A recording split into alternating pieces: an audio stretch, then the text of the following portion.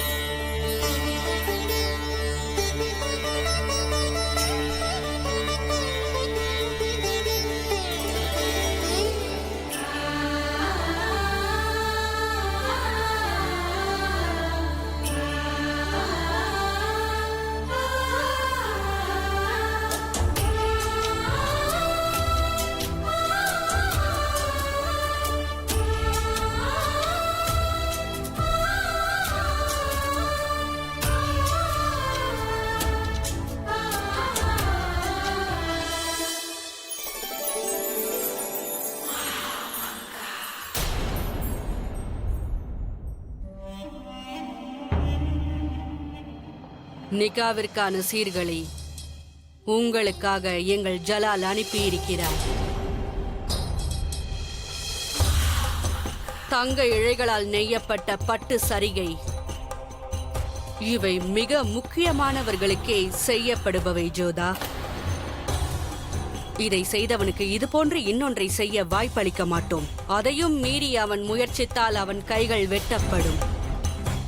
எங்கள் ஷேன்ஷாவின் அன்பு பரிசு இப்பொழுது உங்களுக்காக.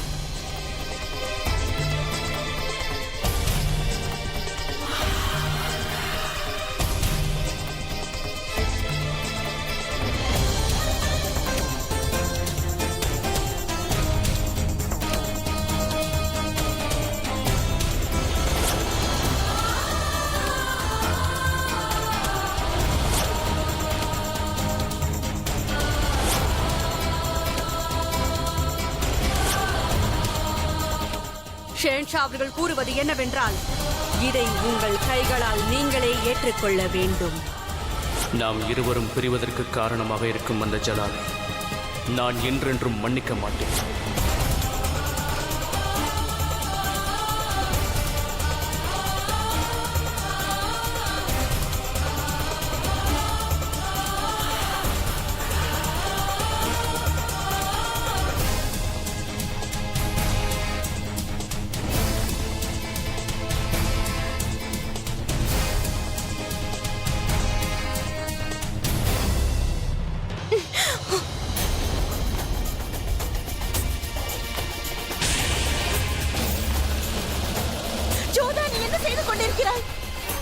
நில்லுங்கள் ஜோதா!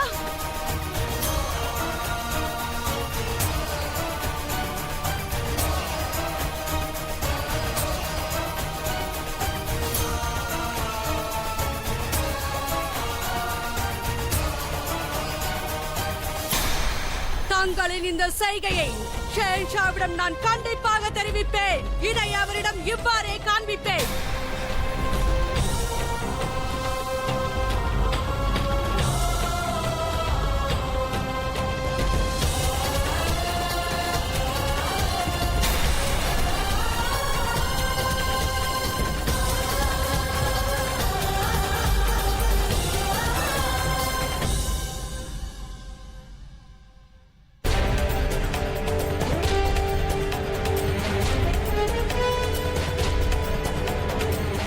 இன்னும் நாம் உறவை ஏற்படுத்திக் கொள்ளவே இல்லை. அதற்குள் முகலாயர்களுக்கு இப்படி ஒரு அவமானமா?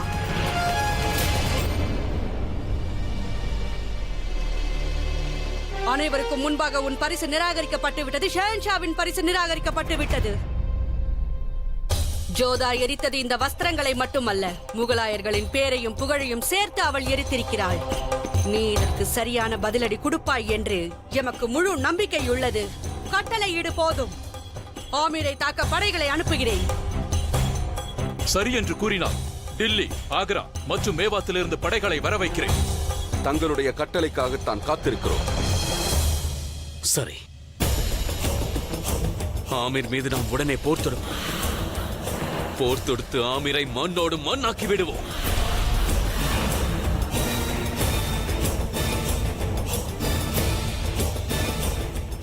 ஆனால் அதற்கு பிறகு என்ன நடக்கும்? அதை நான் கூறுகிறேன், கேளுங்கள் பெரியம்மா. ஆமீர் மண்ணோடு மண்ணாகிவிடும். அதனுடன் ஜலாலின் பெருமையும் எரிந்து சாம்பலாகிவிடும்.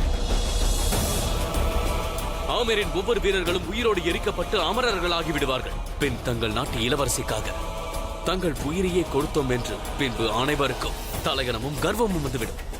அது நம் முகலாயர்களுக்கு சரித்திரத்தில் கரும் புள்ளியை தந்துவிடும்.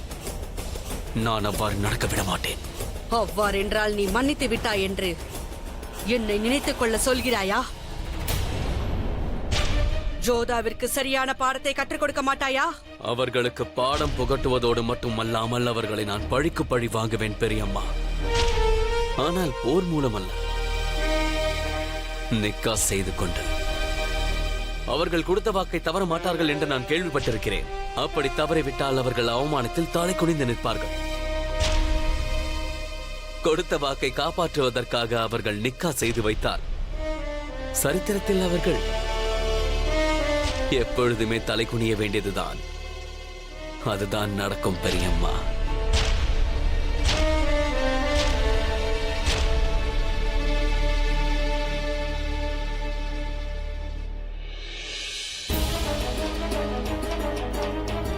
பெரியம்மா, நான் அவளை முழு ராஜ மரியாதையுடன் இங்கு அழைத்து வருவேன். அதன் பிறகு அவளது திமிரை நான் அடக்குவேன். அது நிச்சயம்.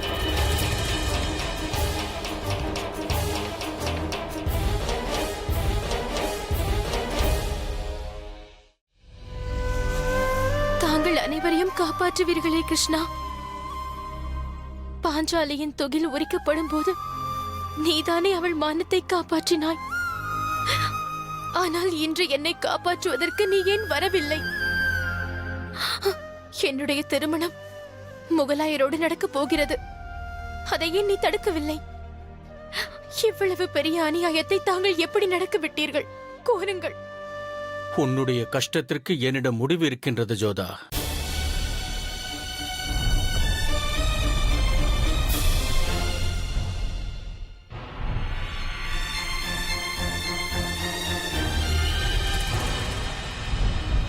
வாங்கிக்கொள், இதை பருகிவிடு. உன் வாழ்க்கையும் முடியும், மானமும் காப்பாற்றப்பட்டுவிடும். ஆனால் ஒரு விஷயம், உனது மானம் காப்பாற்றப்படலாம், ஆனால் ஆமீர் அழிந்துவிடும். உன் மரணத்திற்கு பிறகு நூற்றுக்கணக்கான மரணங்கள் ஆமீரில் நிகழும். சிலர் ஜலாலால் கொல்லப்படுவார்கள், சிலர் தன்னைத்தானே மாய்த்துக் கொள்வார்கள். தந்தையே, ஜலாலால் இந்த அவமானத்தை தாங்கவே முடியாது. சில மணி நேரங்களில் யுத்த பிரகடனம் நடக்கும். தாய் பவானி மீது சத்தியமாக நானும் எனது சேனைகளும் கர்வத்தோடும் மிகுந்த சந்தோஷத்தோடும் எங்கள் உயிரை தியாகம் செய்வோம். ஆனால் நாங்கள் இருக்கும் முன்பு உனக்கு ஒரு விஷயத்தை கூற விரும்புகிறேன். இந்த திருமணத்தை ஜலாலுடன் நான் தான் பேசி முடித்தேன். ஆனால் ஜலால் ஒரு நாளும் உன்னை அவமானப்படுத்தியதே இல்லை. சாஸ்திர சம்பிரதாயங்களின் படிதான் உன்னை மணக்க விரும்புகிறார். உன்னை மனைவியாக்கி மகாராணி அந்தஸ்து கொடுக்க விரும்புகிறார். எப்பேற்பட்ட ராணி தந்தையே! உங்களுடைய ஜோதா பல ராணிகளில் உறுதியாகி விடுவாள். ஜோதா, இங்கு கூட மகாராஜாக்கள் அதிக திருமணங்கள் செய்து கொள்வது சகஜம்தானே? யாரால் கூற முடியும் இந்த சம்பந்தம் கூட எதிர்காலத்தில் இரண்டு மதங்களுக்கு இடையில் நடக்கும் வேதங்களை போக்குமோ என்னவோ? போராட தயாராக இருப்பவனையே விதி தேர்ந்தெடுக்கும். ஒருவேளை தேசத்தின் தலையெழுத்தையே மாற்றுவதற்கு ஒருவேளை விதி உன்னை தேர்ந்தெடுத்திருக்கலாம். அமைதியை, அன்பை நிலைநாட்டுவதற்காக உன்னை. அன்பா, நான் அந்த ஜலாலை மிகவும் வெறுக்கின்றேன் தந்தையே. அவனுடைய தலை வெட்டப்பட வேண்டும் என்று நினைத்தவள் நான். ஒருவேளை இந்த திருமணம் நடக்கவில்லை என்றால் பல ஆயிரக்கணக்கான வீரர்களின் தலை வெட்டப்பட்டு பூமியில் வீசப்படும். உன்னுடைய இந்த முடிவால் ஆமீரே சுடுகாடாக மாறிவிடும் ஆபத்து உள்ளது. திருமணத்தை விட மரணமே சாலச் சிறந்தது என்று நினைத்தால் உனது தந்தை கர்வத்தோடு தலை நிமிர்ந்து நிற்பான். ஆனால் ஒரு அரசராக தோற்று விடுவார். ஜோதா, இந்த திருமணத்திற்கு நீ ஒப்புக்கொண்டால் ஒரு தந்தையாக நான் தோற்று விடுவேன். ஆனால் ஒரு அரசனாக தலை நிமிர்ந்து நிற்பேன். நான் கூறுவதை கேள், கவனமாக கேள். நீ திருமணம் செய்து கொள்ளாதே. ஆனால் என் தோல்வி நிச்சயிக்கப்பட்ட ஒன்று. முதலில் ஒரு தந்தையாக தோற்பேன், அடுத்து ஒரு அரசனாக தோற்பேன். நீ எடுக்கும் முடிவு எதுவானாலும் சரி, அதை உன் தாயிடம் கூறிவிடு.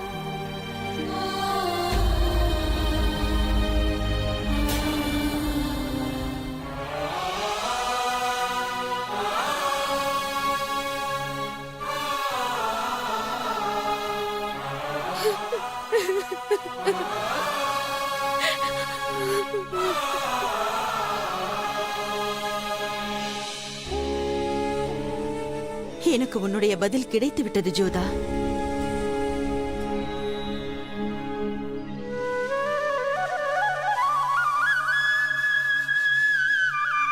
சம்மதிப்பாளா தெரியவில்லையே.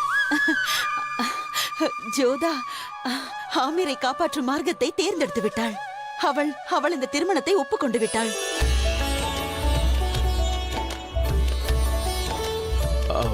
பகவான், விரைவாக செல். இந்த செய்தியை உடனே அவர்களுக்கு கூறு. சீக்கிரம் செல். பாட்ஷா அவர்களுக்கு கோடி வணக்கங்கள்.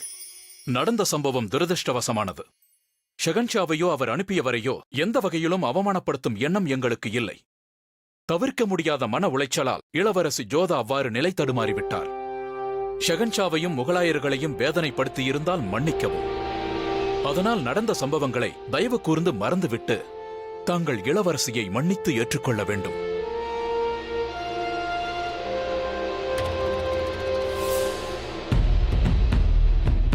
அனைத்தும் நான் நினைத்தவாறே நடந்து கொண்டிருக்கிறது. ராஜா பார்மல் தனது மரியாதையை என் காலில் போட்டுவிட தயாராகிவிட்டார்.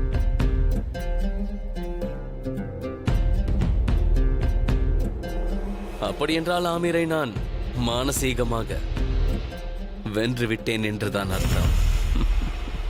வேடிக்கையான சூழ்நிலை நிலவுகிறது. ஜோதாவை நிகா செய்து கொள்ள ஜலால் விரும்புகிறார். ஆனால் ஜோதாவோ இதை ஏற்க மாட்டேன் என்கிறாள். ஜோதா மறுத்துவிட்டாள் என்ற செய்தியை ஜலால் கேட்டதும் ஆமீரில் பெரிய இடியே விழும். ஆமீருக்கு மிக விரைவில் பெரிய அழிவு காத்திருக்கிறது. மாஷா அல்லாஹ், என் தாய் கூறியவாறே எல்லாம் நடக்கிறது. ஆமீரை சூறையாடுவதற்கு இது நல்ல சந்தர்ப்பம். இதை எனக்கு சாதகமாக பயன்படுத்தி ஆமீரை சூறையாடுகிறேன்.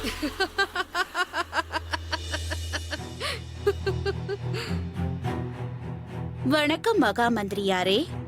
ராஜகுமாரி ஜோதா நிக்காவிற்கு ஒப்புக்கொண்டு விட்டாள்.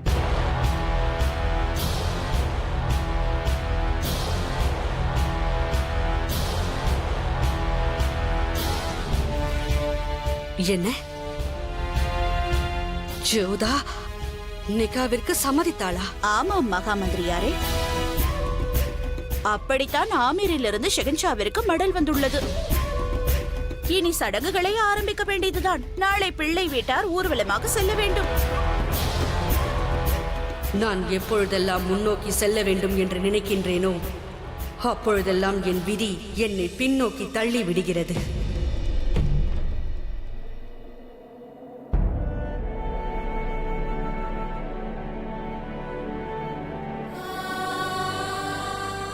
என்னை மன்னித்து விடுங்கள் ஜோதா.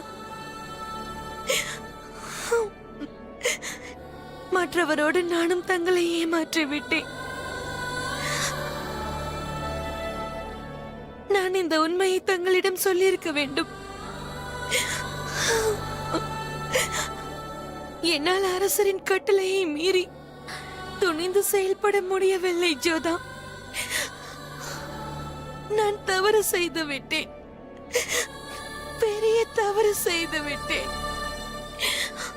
உங்களுடைய தோழியாக இருந்தும் நான் தங்களிடமிருந்து இந்த உண்மையை மறைத்து விட்டேன்.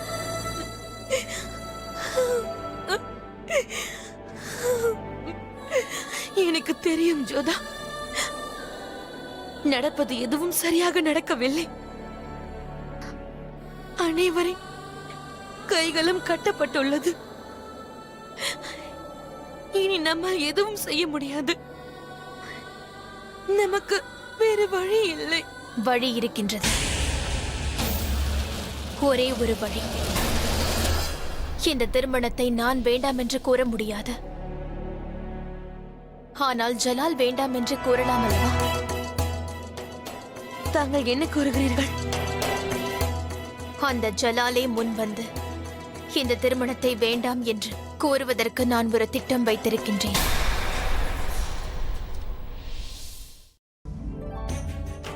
பகவான் தாஸ், அனைவரும் பார்த்து மண்டபத்தை வியக்கும் வண்ணம் அழகாக அலங்கரிக்க வேண்டும். மைனாவதி, விருந்தினர்கள் கூடாரம் தயாராகிவிட்டதா? அவர்களுக்கு எந்த ஒரு அசௌகரியமும் கூடாது. நீங்கள் கவலைப்படாதீர்கள். கங்கார் சிங் அதையெல்லாம் பார்த்துக் கொள்வார். கங்கார் சிங், என்ன ஆயிற்று? கூடாரங்கள் தயாராகிவிட்டன. நல்லது. விருந்தாளிகள் தங்குவதற்கான ஏற்பாடும் செய்தாகிவிட்டது. மிகுந்த மகிழ்ச்சி, சந்தோஷம். தந்தையே.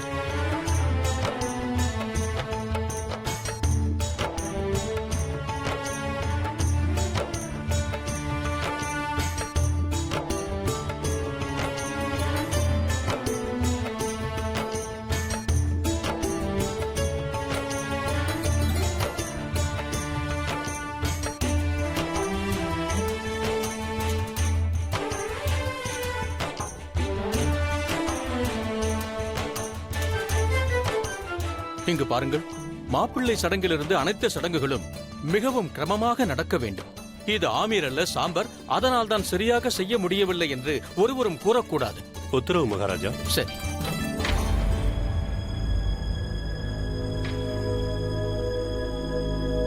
தந்தையே, ஜோதா, நான் தங்களிடம் ஒன்று பேச விரும்புகின்றேன்.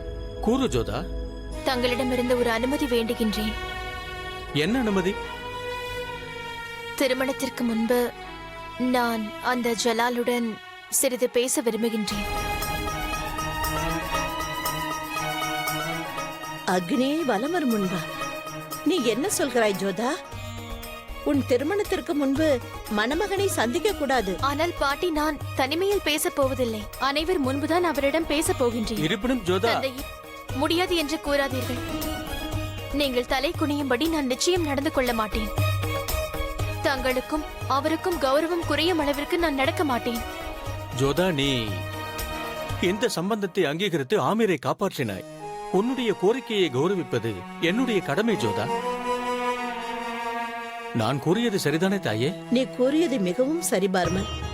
நான் ஷகன்ஷாவிற்கு உடனே செய்தி அனுப்புகிறேன். பகவான் தாஸ்,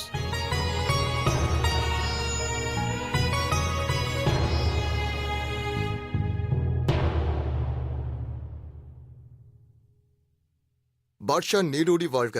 தங்களை சந்திக்க ஆமீரின் இளவரசர் செய்தியோடு வந்திருக்கிறார். தங்களின் கட்டளை என்ன?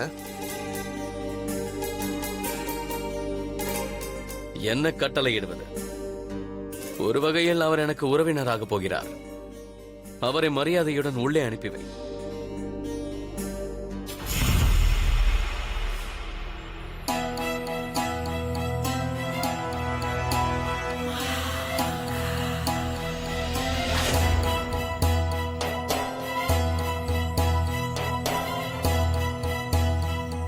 தவறாக நினைக்காதீர்கள். பாதுகாப்பு கடமை அல்லவா?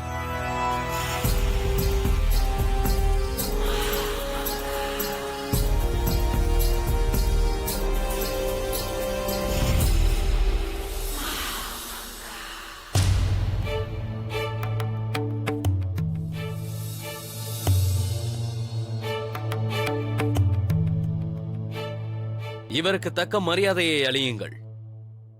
இலைப்பார பானமும் கொடுங்கள். இப்போது கூறுங்கள் பகவான் தாஸ், தாங்கள் இங்கே எதற்காக வந்தீர்கள்? தங்களிடம் ஒரு சிறு விண்ணப்பம். கூறுங்கள். இது ஜோதாவின் விண்ணப்பம் ஷகன்ஷா.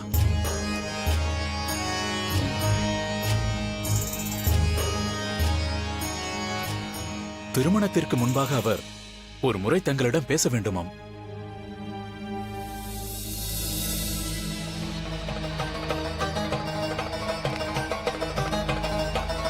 ஆனால் அது உங்கள் பழக்கத்திற்கு எதிரானதல்லவா?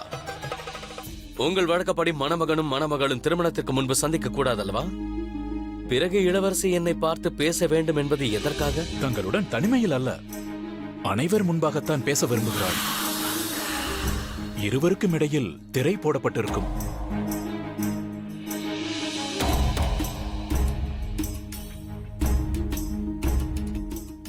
எடுத்துக்கொள்ளுங்கள். முன்பு இந்த பானத்தை பருகுங்கள். தங்களின் விருந்தோம்பலை யாம் மெச்சுகின்றோம். திருமணத்திற்கு முன்பாக நீர் கூட அருந்துவதில்லை. அமரக்கூடாது என்று ஒன்றுமில்லையே.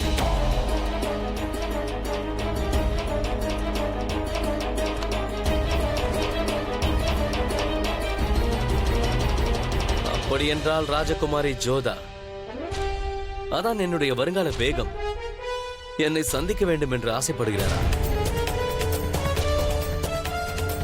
வருங்கால கணவரை சந்திக்கும் முழு உரிமையும் அவருக்கு இருக்கிறது. கண்டிப்பாக நான் அவர்களை சந்திக்கிறேன். மிக்க நன்றி ஷைன்ஷா, மிகவும் மகிழ்ச்சியாக உள்ளது. சரி, கூறுங்கள், அவர்களை எப்பொழுது நான் சந்திக்க வேண்டும்? இப்பொழுது. ஆனால் அது தாங்கள் விருப்பப்பட்டால்.